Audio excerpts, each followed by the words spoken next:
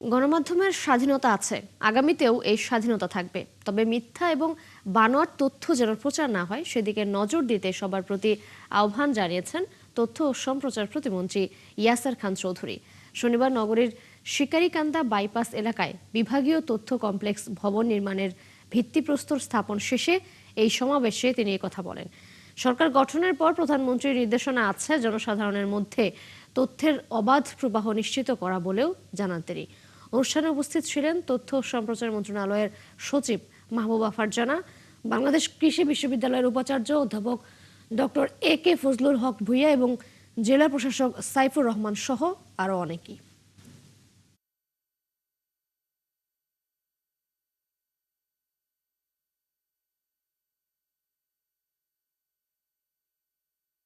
সরকার গঠন করার পরে মাননীয় প্রধানমন্ত্রী নির্দেশনা আছেন যে আমরা জনসাধারণের মাঝে তথ্যের অবাধ প্রবাহ নিশ্চিত করব।